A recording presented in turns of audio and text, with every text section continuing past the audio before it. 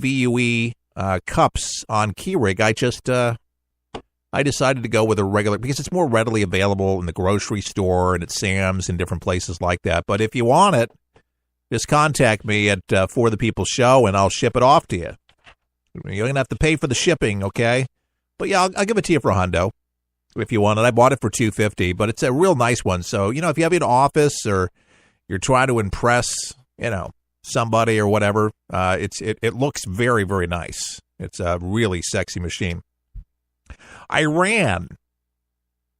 I put Iran pretty much in the same class, if you will, for danger to America, threat to the world, as I would put, anybody else. These folks are dangerous because they sponsor more terrorism around the world than any other country.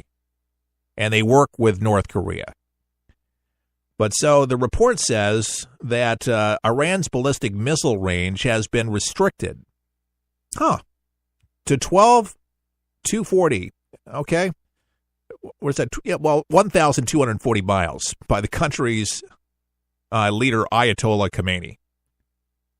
The head of the Parliamentary Revolutionary Guard said today, which limits their reach to only regional Mid-East targets. The comments by General Mohammed al-Jafri to reports mark the first acknowledgement that Khamenei has imposed limits on the country's ballistic missile program. And it also appears to be an effort by Iranian authorities to contrast its program, which they describe as for defensive purposes, against those of countries like North Korea, which now uses its arsenal to threaten the United States. The range of 1,200 miles encompasses much of the Middle East, including Israel, which they say death to Israel all the time, and American military bases in the region. So as you can imagine, that's caused concern for the U.S. and its allies, even as Iran's ballistic missile program was not included as part of the 2015 nuke deal that Tehran struck with world powers. John Kerry, Barack Hussein Obama. So speaking on the sidelines of a conference in Tehran, Jeffrey told journalists that the capability of Iran's ballistic missiles is enough for now. The Guard runs Iran's missile program, answering only to Khamenei.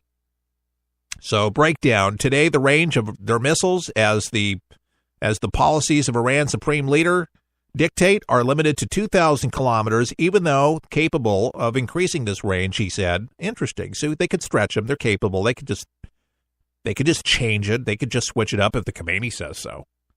He said Americans, their forces, in their interest, are situated within 2,000-kilometer radius around us, and we are able to respond to any possible desperate attack by them.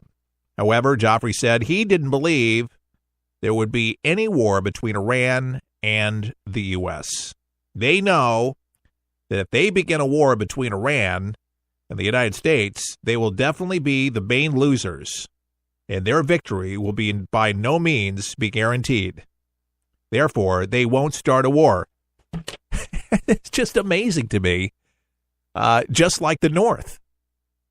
He's hell-bent of saying that the United States would lose, that he would pulverize us, he would annihilate. I mean, are they that secretive that they have more nukes pointed at us? We have actually more nukes in this country than any country in the world.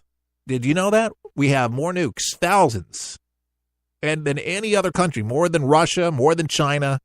China's building up their nukes, but we have everyone beat. But it doesn't take many to do a lot of damage, mind you. It would be meaningless, and it was supposed to be a deterrent. But when you get reckless leaders in that threaten nuclear war, which basically Kim has done to the United States, that's the rhetoric to allies, that becomes a concern. If it was just for safety, and we believe that it was just for safety and that alone, that would be one thing. I hope and pray that we bring out some of the more sinister things that the revered leader over there, at least in North Korea, does to its people and human rights alone, the atrocities, the horrible things that they do. And also, in the same token, hold other countries responsible for that same thing with human rights, such as China, that's very close by, that does some similar things, let's face it, similar things that the North does. Think about it, folks. And there's a takeaway from there, and that's a reality check out there. And they're communist. They lock a lot of people up. It might be, yes, in many respects, a nicer place to actually get along, but there's a lot of poverty. There's a lot of slavery going on in China. And they love North Korea. They do business with them. They make money from them. Slaves. Oh, yeah. You might have had slaves that made your sneakers, made your shoes, made the things you bought from the store. Doesn't make you feel too good.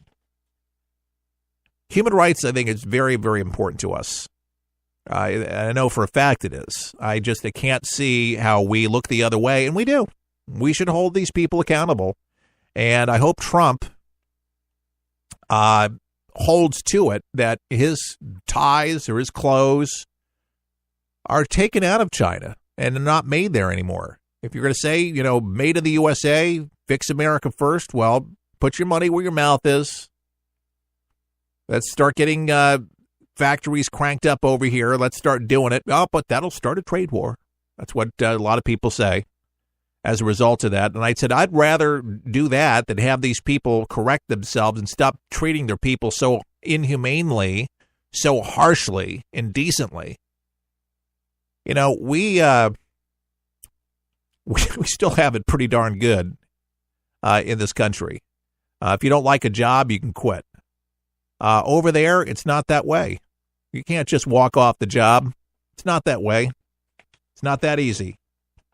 There's more slavery going on there than you know in China. Not the nicest place to be. The Trump administration is monitoring the situation, by the way, with these missile deals with North Korea and with Iran, because they're talking to each other about all of these things, and they're in cahoots with each other, if you will. The sanctions for Iran for test firing a ballistic missile in February, with then National Security Advisor Michael Flynn warning Tehran that Iran was on notice. Remember that? President Donald Trump's recent refusal to recertify the nuclear accord has sent the matter to the U.S. Congress. And then on Thursday, the U.S. House of Representatives voted to put new sanctions on Iran for its pursuit of long-range missiles, ballistic missiles, without derailing the deal. They're still going to stay in it. Iran long has insisted its ballistic missiles are for defensive purposes. That's what they're saying. But it seems that they're building their arsenals up. And, of course, satellite imagery says that they're doing a lot more. And, of course, the inspectors, and that's the biggest concern with the IAEA, they're not able to go in to see certain areas that have been blocked off. So if they're not doing anything, then why are these areas blocked off to inspectors? There's just a lot of unanswered questions regarding there, but I can see that we're definitely going to have some problems with Iran. Nothing is going to change there by any means. But I do still think that Un is going to do that crazy thing and launch a missile. I just kind of feel it. Trump's going to go over there. And remember Obama? I saw some stock footage. He went over there when he was president, and he was looking at the DMZ with binoculars. They were showing Un on the other side. It's like they were having some kind of stare down. It's like some kind of, Western draw, like some old Western. He was looking, they were looking. I'm like, I don't even know if they saw each other like a stare down, like eye to eye. God knows. By the way, there's a new poll on the 10 Commandments. Yeah. A new poll says only 60% of the 10 Commandments are still important to Brits. This is a new study from the United Kingdom. It says that some Christians don't believe that 4 of the 10 Commandments are relevant. Huh. And, there's some people, the Christian, libertarian, values, faith, family, John the Baptist. All right, let's be serious here. United Kingdom polling company, YouGov, on Monday published a poll that said that most British people believe that only 6 of the 10 Commandments are still important principles to live by. What commandments are no longer important principles to live by, according to respondents? Those commandments no longer considered important principles to live by, according to some: you shall have no other gods before me. You shall make no idols. You shall take the name of the Lord your God in vain. Did it say that? No, it did not. People do take his name in vain all the time. That's not a commandment saying you can. You shall not take the name of the Lord your God in vain. The other one is keep the Sabbath day holy. Keep it holy. But these are the ones that Brits say are not so important. You shall have no other gods before you. Yeah, worship anything. You shall have no other idols. Worship anything. You shall not take the Lord the God in vain. You can GD all day long you want. And then keep the Sabbath day holy. No sense of keeping it holy. Let's not make it sacred. We can pick and choose. It's interesting. That's what Christianity, unfortunately, has become. People like their ears tickled. Tickle, tickle, tickle, tickle, tickle. That's why Joel Osteen, you like Joel? I love Norman Vincent Peale. He was great. Positive thinking and all that. Like Robert Schuller. Positive messages. But I also like the fire and brimstone messages with accountability. About keeping people accountable. That's what I really like about the Catholic Church, and I'm not even Catholic, is that they make you do things. Responsive reading, make you think about things and hear things, and if you screw up, you got to do some Hail Marys, there's some retribution, you got to do something. The traditions of the church are symbolic, meaningful. They're supposed to be taken seriously. Not flamboyantly, but some people just flippantly flip through the Bible and now make the decision. I just thought people are like the REM song, losing their religion. And I think it's pretty darn sad.